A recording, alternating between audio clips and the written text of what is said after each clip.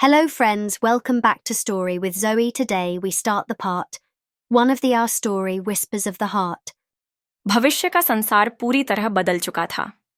प्राचीन काल के कल्टीवेशन सेक्ट्स का अस्तित्व अब लगभग समाप्त हो चुका था। आत्मिक ऊर्जा, स्पिरिचुअल एनर्जी को अब एक नई तकनीक, एको इमोशन कंट्रोल हार्मनी ऑप्टिमाइजर ने अपने कब्जे में ले लिया था। इस शक्तिशाली एआई सिस्टम ने इंसान की भावनाओं को इस तरह नियंत्रित करना शुरू कर दिया था कि लोग अपने ही दिल की सच्ची आवाज को सुनने में असमर्थ हो गए थे।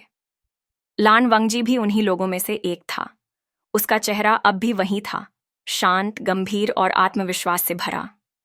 लेकिन उसकी आंखों में अब वो गर्माहट नहीं थी, वो अपनापन नहीं था जो कभी वे वुक्सियन को महसूस होता था।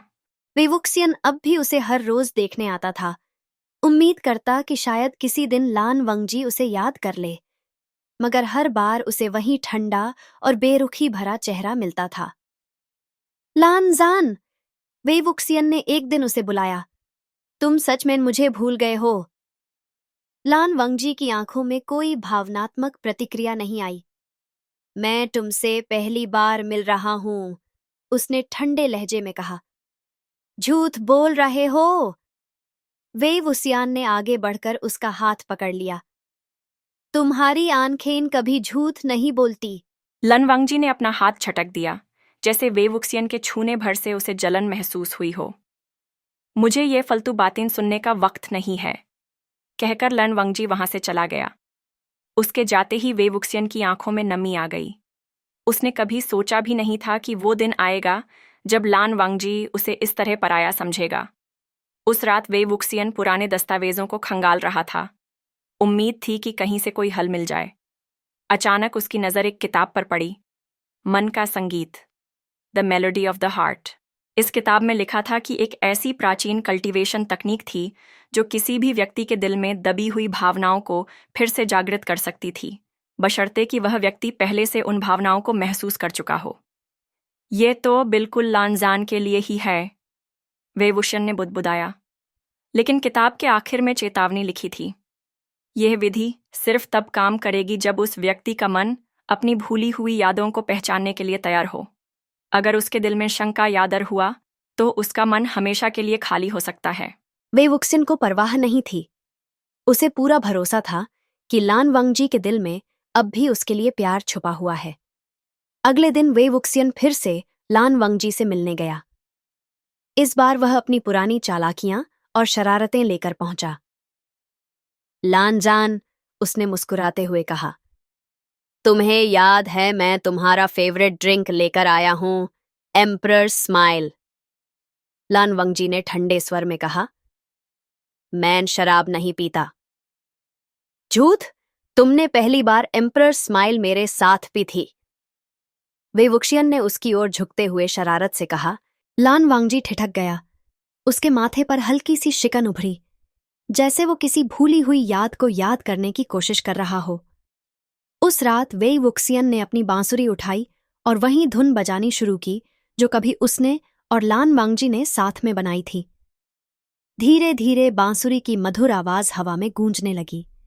वेवुक्सियन ने अपनी आंखें बंद कर लीं और अपनी सारी भावनाओं को उस धुन में समेट दिया। प्यार, अपनापन और वो यादें जो कभी उन्होंने साथ में जी थीं। उसकी नजरों से ओझल लन वंगजी चुपचाप खड़ा उस धुन को सुन रहा था। उसकी सांसें तेज हो गई थीं। उसके दिल की धड़कन जैसे बेकाबू होने लगी थी। ये धुन, ये तो, लान वांगजी ने बुदबुदाया। उसके जहन में कुछ धुंधली तस्वीरें उभरने लगीं। वेवुक्सियन की खिलखिलाती हंसी, उसका शरारती चेहरा और सबसे बढ़कर वो आवाज जो उसे प्यार से लनजान कहकर बुलाती थी। लान वांगजी ने सिर झटका, जैसे अपने ही दिमाग को शांत करना चाहता हो, मगर उसकी धड़कनें उसके काबू में नहीं थीं। अगली सुबह जब वेवुक्सियन लान वांगजी से फिर मिला तो उसने गौर किया कि लान वांगजी की आंखों में हल्की सी नमी थी। लानजान, वेवुक्सियन ने धीमे स्वर में कहा। लन वांगजी ने एक पल के लिए उसकी ओर देखा और फिर ठंडी आवाज में बोला, मुझे कुछ याद नहीं आता। पर इस बार उसकी आवाज में वो कठोरता नहीं थी जो पहले हुआ करती थी। तुम्हें याद आएगा, वेवुक्सियन ने मुस्कुराते हुए कहा। मैं वादा करता हूं। लन वांगजी ने कोई जवाब नहीं दिया, मगर जाते जाते उसने पलटकर एक बार और वे वुक्सियन को देखा, जैसे उसके दिल में कोई हलचल हो रही हो। लन वंगजी का मन ईचो के कंट्रोल में था, लेकिन उसका दिल अब भी कहीं न कहीं वे वुक्सियन के प्यार को महसूस कर रहा था। लेकिन एचो का कंट्रोल दिन ब दिन मजबूत होता जा रहा था। रात के अंधेरे में वे वुक्सियन अपनी बांसुरी के सुरों में खोया हुआ था। उसकी उंगलियां तेजी से बांसुरी पर चल रही थीं, मगर मन किसी उलझन में था। लान वंगजी की आंखों में हल्की सी नमी देखकर उसे यकीन हो गया था कि उसके अंदर अभी भी कहीं उसकी पुरानी यादें दबी हुई थीं, मगर एचो का असर कमजोर होने का नाम नहीं ले रहा था। वे वुक्सियन को एक ही रास्ता नजर आया। उसे लान वांगजी को उन जगहों पर ले जाना होगा जहां उन्होंने कभी साथ में वक्त बिताया था। शायद उन पलों की झलक लान वांगजी के दिल में दबे हुए एहसास को फिर से जगा दे। अगली सुबह वे वुक्सियन गुसुलन सेक्ट की सीमा के बाहर खड़ा लन वंगजी का इंतजार कर रहा था। कुछ ही देर में सफेद पोशाक में लिपटा लन वंगजी आया। उसकी चाल में वही शांति थी, मगर उसकी आंखें थकी हुई लग रही थीं। क्या काम है? लन वंगजी ने रूखी आवाज में पूछा। बस छोटी सी मुलाकात, वे वुक्शन ने मुस्कुराकर कहा। चलो, तुम्हें कुछ दिखाना है। लान वंगजी ने पहले इनकार करने की कोशिश की, मगर न जाने क्यों उसके कदम वे वुक्शन के पीछे पीछे बढ़ने लगे। गर्मी भरी दोपहर में वे वुक्शन उसे पास के एक झील किनारे ले गया। यह जगह याद है? वे वुक्सियन ने पूछा। लन वंगजी ने ठंडे स्वर में कहा, मैं यहां पहली बार आया हूं। झूठ, वे वुक्सियन ने उसकी ओर इशारा किया। यहीं पे तो तुमने मुझे दोस्तों के सामने डिफेंड किया था, याद है? जिन सेक्ट वाले जब मुझे डिमोनिक कल्टीवेटर कह रहे थे, और तुमने कहा था मुझे अपने फैसले पे भरोसा है। लन वंगजी चुप रहा। उसके चेहरे पर कोई भावनात्मक प्रतिक्रिया नहीं थी। वे वुक्सियान ने ठंडी सांस भरी। शायद कुछ और करके तुम्हारी याद वापस लानी होगी। शाम को वे वुक्सियन ने अपनी बांसुरी निकाली और फिर से वही धुन बजानी शुरू की। इस बार उसके सुरों में न सिर्फ यादें बल्कि दर्द भी था, वो दर्द जो किसी अपने को खोने पर महसूस होता है। लान वंगजी पास के पत्थर पर बैठा था। उसकी आंखें धीरे धीरे बंद हो रही थीं। वे वुक्सियान की धुन जैसे उसकी आत्मा के किसी गहरे हिस्से को छू रही थी। अचानक लान वांगजी का दिल तेजी से धड़कने लगा। उसकी सांसें बेकाबू हो रही थीं। उसके दिमाग में कुछ धुंधली छवियां कौंधने लगीं। वे वुक्सियान हंसते हुए उसकी ओर दौड़ रहा था। एक गर्माहट भरी आवाज कह रही थी, लानजान, तुम इतने सीरियस क्यों रहते हो? और फिर वही धुन जिसे दोनों ने मिलकर कभी साथ में बनाया था। लान वांगजी का सिर दर्द से फटने लगा। उसने अपना सिर पकड़ लिया। बस करो, रुक जाओ, उसने कांपती आवाज में कहा। वे वुक्सियन ने बांसुरी रोक दी और उसके पास पहुंचा। लानजान, लान वांगजी ने उसे देखा। उसकी आंखों में भ्रम और बेचैनी का साया था। तुम कौन हो? लान वांगजी के लहजे में उलझन थी। वे वुक्सियन का दिल बैठ गया। उस रात ईको ने अपना असली रूप दिखाया। लान वंगजी का मन जितना अपनी यादों को पहचानने की कोशिश कर रहा था, एचो उतनी ही क्रूरता से उसके दिमाग पर हावी हो रहा था। लान वंगजी अचानक तड़पने लगा। उसकी आंखें लाल हो गईं, जैसे किसी अदृश्य शक्ति ने उसे जकड़ लिया हो। रुको! वे वुक्शन चिल्लाया। उसने लान वंगजी के कंधे पकड़ ली। मुझे नहीं पता यह क्या हो रहा है। लान वंगजी के चेहरे पर दर्द साफ झलक रहा था। तुम्हें याद आएगा? वे वुक्शन की आवाज कांप रही थी। मैं तुम्हें छोड़ नहीं सकता। लान वांगजी बेहोश होकर गिर पड़ा। वे वुक्सियन ने उसे अपने हाथों में संभाल लिया। उसके माथे पर पसीने की बूंदें थीं। मैं तुम्हें वापस लाऊंगा, लनजान, वे वुक्सियन ने फुसफुसाते हुए कहा। उसकी आवाज में दर्द और संकल्प साफ झलक रहा था। अब वे वुक्सियन जान चुका था कि ईचो को मात देने के लिए उसे किसी साधारण विधि की जरूरत नहीं थी। उसे लान वांगजी के दिल को उस प्यार की ताकत से जगाना था जिसे ईको भी नहीं दबा सकता था। लान वांगजी के माथे पर पसीने की बूंदें चमक रही थीं। वे वुक्सियन ने उसका सिर अपनी गोद में रखा और उसकी सांसें सामान्य करने की कोशिश करने लगा। रात के सन्नाटे में वे वुक्सियन की बांसुरी की हल्की धुन अब भी गूंज रही थी, मगर इस बार वो सिर्फ एक अधूरी कहानी की तरह लग रही थी। तुम्हें वापस लाना ही होगा, वे वुक्सियन ने फुसफुसाते हुए कहा। उसकी आंखों में चिंता की परछाई थी। लान वांगजी का चेहरा सफेद पड़ गया था। उसका शरीर बुखार की तपिश से कांप रहा था। वेई वुक्सियन जानता था कि ये सब ईचो का असर था। वो जितना अपनी यादों को पहचानने की कोशिश करता, उतना ही ईको उसे दर्द देता। अगली सुबह वेई वुक्सियन ने अपने पुराने ग्रंथों को खंगालना शुरू किया। वो जानता था कि ईचो को खत्म करने का कोई न कोई तरीका जरूर होगा। आखिरकार उसे एक पुराना शास्त्र मिला जिसमें एक रहस्यमयी अनुष्ठान का जिक्र था, दिल की लौ। जो भी व्यक्ति इस अनुष्ठान को करेगा, यूज अपने सबसे गहरे जज्बात का सामना करना पड़ेगा। वेई वुक्सियन ने किताब को बंद कर दिया। बस यही एक रास्ता है, उसने खुद से कहा। रात का समय था। वेई वुक्सियन ने लान वांगजी को एक पुराने मंदिर में ले आया जहां वो अनुष्ठान करने वाला था। क्या ये सच में काम करेगा? वेई वुक्सियन ने खुद से सवाल किया, मगर उसके पास और कोई रास्ता नहीं था। वो बांसुरी बजाने लगा। इस बार सुरों में कुछ अलग था। हर धुन जैसे उसकी यादों का एक टुकड़ा थी। लान वांगजी के साथ बिताए हुए वो लम्हे जो अब अतीत का हिस्सा बन चुके थे। लान वांगजी की आंखें धीरे धीरे खुलने लगीं। उसकी सांसें हल्की हो रही थीं, मगर आंखों में वही दर्द झलक रहा था। तुम मुझे क्यों बुला रहे हो? लान वांगजी की आवाज कांप रही थी। तुम्हें वापस लाने के लिए, वेई वुक्सियन ने गंभीर स्वर में कहा। मैं नहीं चाहूंगा कि तुम अपनी यादों में खो जाओ। लान वांगजी का सिर फिर से दर्द से फटने लगा। उसकी आंखें लाल हो गईं और तभी उसके चारों ओर एक धुंधली परछाई उभरने लगी, ईचो का असली रूप। ये क्या है? लान वांगजी कांपती आवाज में बोला। तुम्हारी यादों का शत्रु। वेई वुक्सियान ने अपनी बांसुरी की धुन तेज कर दी। ईचो की परछाई और गहरी होती गई। वो अब लान वांगजी के करीब जाने लगी थी। वेई वुक्शन की बांसुरी की धुन तेज होती गई, मगर ईचो पर कोई असर नहीं हो रहा था। लान वांगजी का शरीर अब जैसे पूरी तरह ईचो के वश में था। उसकी आंखों से काली लकीरें निकल रही थीं और उसका चेहरा दर्द से विकृत हो गया था। लंजान! वेई वुक्सियन ने चिल्लाते हुए उसकी ओर दौड़ लगाई। उसने लान वांगजी का हाथ थामा। तुम्हें याद है? वेई वुक्सियन की आवाज में गहरी तड़प थी। तुम्हें याद है जब हमने क्लाउड रिसेसेस में साथ में रात बिताई थी? जब तुमने मुझे अपनी घंटी दी थी?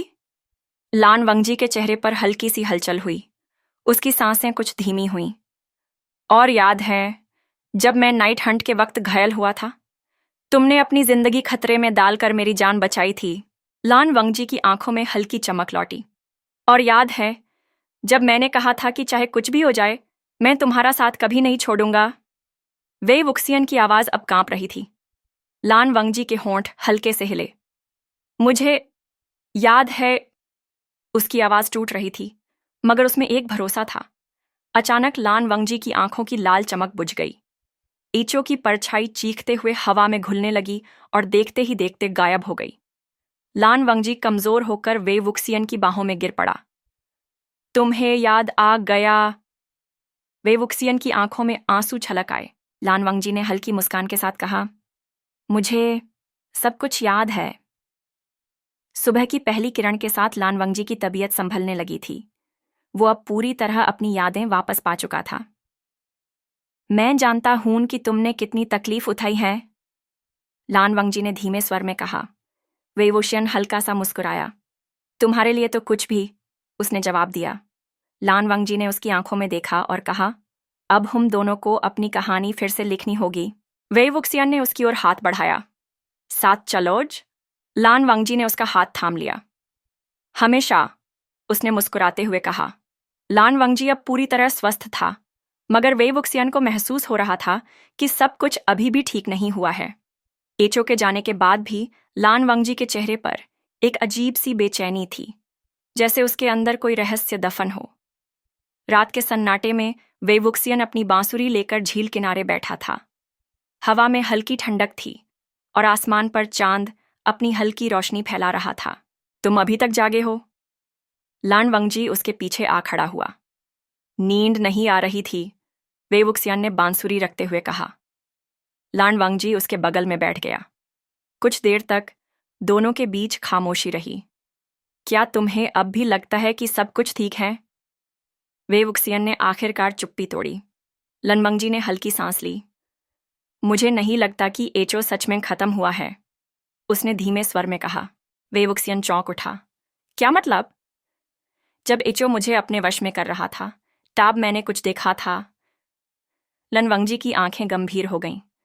मैंने अपने आप को एक दूसरी दुनिया में देखा, एक ऐसे भविष्य में जहां तुम वहां नहीं थे। वे वुक्सियन का दिल धक से रह गया। तुम्हारा मतलब है कि? मुझे लगता है कि एचओ सिर्फ मेरी यादों को ही नहीं, बल्कि हमारे भविष्य को भी बदलने की कोशिश कर रहा है। लनवांगजी की आवाज में चिंता साफ झलक रही थी। अगले ही दिन वेवुक्सियन और लनवांगजी गुसु लन सेक्ट की लाइब्रेरी में पहुंचे। वहां के सबसे पुराने ग्रंथों में उन्हें समय का चक्रा नामक एक रहस्यमयी विधि के बारे में पता चला। यह अनुष्ठान तुम्हें अपने भविष्य के एक टुकड़े में ले जा सकता है, वेवुक्सियन ने पढ़ते हुए कहा। अगर सच में ऐसा हुआ तो हम जान सकते हैं कि एचओ क्या करने की कोशिश कर रहा है, लनवांगजी ने दृढ़ स्वर में कहा। मगर यह खतरनाक हो सकता है, वेवुक्सियन ने चेतावनी दी। लनवांगजी ने उसकी ओर देखा। हमारे बीच जो रिश्ते हैं, उन्हें बचाने के लिए मैं कुछ भी करूंगा। वेवुक्सियन ने उसकी आंखों में झांकते हुए हल्का सा मुस्कुरा दिया। ठीक है, चलो शुरू करते हैं, उसने कहा। रात के तीसरे पहर में वेवुक्सियन ने बांसुरी की हल्की धुन शुरू की। लनवांगजी ने अपने गुप्त मंत्रों का उच्चारण किया। मंदिर का माहौल अचानक ठंडा होने लगा। दीवारों पर छायाएं कांपने लगीं और हवा में अजीब सी सरसराहट सुनाई देने लगी। अचानक दोनों के चारों ओर एक तेज रोशनी फैल गई। वेवुक्सियन को महसूस हुआ जैसे वो किसी गहरी सुरंग में गिर रहा हो। जब उसकी आंखें खुलीं तो वो और लनवांगजी एक अजीब सी जगह पर खड़े थे। ये गुसु लान सेक्ट नहीं था, ये जगह कहीं अधिक आधुनिक थी। आसपास बड़ी बड़ी इमारतें थीं, सड़क पर अजीब सी गाड़ियां दौड़ रही थीं और लोग ऐसे कपड़े पहने थे जो उन्होंने पहले कभी नहीं देखे थे। ये क्या जगह है? वेवुक्सियन ने आश्चर्य से पूछा।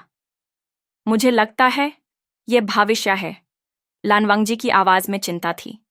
अचानक वेवुक्सियन की नजर एक बिल्डिंग पर पड़ी जहां बड़े बड़े अक्षरों में लिखा था, लान सेक्ट मेमोरियल। ये क्या है? वेवुक्सियन ने हैरानी से पूछा। लनवांगजी ने उस इमारत के बाहर लगी एक तस्वीर देखी। ये उसके छोटे भाई लान सिचेन की तस्वीर थी, मगर उसके नीचे लिखा था, लान सेक्ट के अंतिम वारिस का बलिदान। ये क्या मतलब है? लनवांगजी का चेहरा सफेद पड़ गया। इसका मतलब लान सेक्ट को खत्म होने से बचाने के लिए लान शिचेन ने अपनी जान दे दी थी, वेवुक्सियन ने गंभीर स्वर में कहा। लनवांगजी के हाथ कांपने लगे। ये सब एचओ का ही काम है। उसकी आंखों में गुस्से की चमक थी। हम इसे होने नहीं देंगे। वेवुक्सियन ने उसका कंधा थामा। जब तक हम साथ हैं, हम अपने लोगों को बचा लेंगे। लनवांगजी ने धीरे से सिर हिलाया। वेवुक्सियन और लनवांगजी ने वापस लौटने के लिए मंत्रोच्चार शुरू किया। अचानक हवा फिर से सर्द होने लगी और ईचो की काली परछाई उनके सामने उभर आई। तुम लोग जितना चाहे कोशिश कर लो, ईचो की गूंजती आवाज गूंज उठी। तुम्हारा भविष्य बदला जा चुका है। नहीं, वेवुक्सियन ने अपनी बांसुरी उठाई और एक तेज धुन बजानी शुरू की। लनवांगजी ने अपने संगीत मंत्र से उसकी धुन का साथ दिया। दोनों की सम्मिलित ताकत ने ईचो की परछाई को पीछे धकेल दिया। आखिरी चीख के साथ ईचो का स्वर धुंध में समा गया। वेवुक्सियन और लनवांगजी वापस अपने समय में लौट आए। अगली सुबह जब लनवांगजी जागा तो उसकी आंखों में संतोष था। हमने अपना भविष्य बदलने का रास्ता ढूंढ लिया है, उसने मुस्कुराते हुए कहा। वेवुक्सियन ने उसकी ओर देखा और हंसते हुए कहा, जब तक तुम मेरे साथ हो, हम किसी भी मुश्किल का सामना कर सकते हैं। लनवांगजी ने वेवुक्सियन का हाथ थाम लिया। हमेशा, उसने धीरे से कहा। लनवांगजी और वेवुक्सियन को अपने समय में लौटे हुए एक हफ्ता बीत चुका था। सब कुछ सामान्य लग रहा था, लेकिन दोनों जानते थे कि ईको का खतरा अभी टला नहीं है। उस शाम वेवुक्सियन झील के किनारे बैठा अपनी बांसुरी के सुरों में डूबा था। ठंडी हवा उसके बालों को हल्के हल्के उड़ा रही थी। तभी लनवांगजी उसके पास आकर बैठ गया। तुम्हारी बंसी की आवाज काफी उदास लग रही है, लनवांगजी ने कहा। मैं बस सोच रहा था, अगर हमने भविष्य देखा था तो क्या उसे बदला भी जा सकता है? वेवुक्सियन ने गहरी सांस ली। हमने अपना रास्ता चुना है, लनवांगजी की आवाज में विश्वास था। हम कुछ भी होने नहीं देंगे। अगली सुबह गुसुलन सेक्ट की पुरानी लाइब्रेरी में तलाशी के दौरान लन वांगजी को एक प्राचीन किताब मिली, yin and yang of time. ये क्या है? वे वुक्सियन ने किताब लेते हुए कहा। ये ग्रंथ ईचो के बारे में है, लन वांगजी ने समझाया। इसमें लिखा है कि ईचो किसी इंसान की सबसे कमजोर यादों का इस्तेमाल करता है, उन यादों को बिगाड़ कर भविष्य को बदलने की शक्ति पाता है। लेकिन अगर हमने अपना भविष्य देखा ही है तो इसका मतलब एचओ अभी भी एक्टिव है, वे वुक्सियन ने गंभीर स्वर में कहा। मुझे लगता है कि एचओ का असली निशाना कोई और है। लन वांगजी की आंखों में चिंता झलक रही थी। उसी रात लन वांगजी और वे वुक्सियन ने लन सीचन से मुलाकात की। सीचनगे, क्या आपने कभी ईचो के बारे में सुना है? लन वांगजी ने पूछा। लन सीचन का चेहरा सफेद पड़ गया। हाँ, मगर ये तो सिर्फ एक पुरानी कहानी थी, उन्होंने धीरे से कहा। ये सिर्फ कहानी नहीं है, वे वुक्सियन ने गंभीरता से कहा। हम दोनों उसका शिकार बन चुके हैं। लन सीचन कुछ पल चुप रहे, फिर धीरे से बोले, शायद अब मुझे सच बताना ही पड़ेगा। उन्होंने एक पुरानी लकड़ी की पेटी निकाली जिसमें एक चिट्ठी रखी थी। ये चिट्ठी मेर और लनजान के पिताजी ने लिखी थी, लन सीचेन ने कांपते हुए कहा। वेई वुक्सियान ने चिट्ठी खोली और पढ़ने लगा। जो भी व्यक्ति एचओ से टकराएगा उसका भविष्य अंधकार में समा सकता है।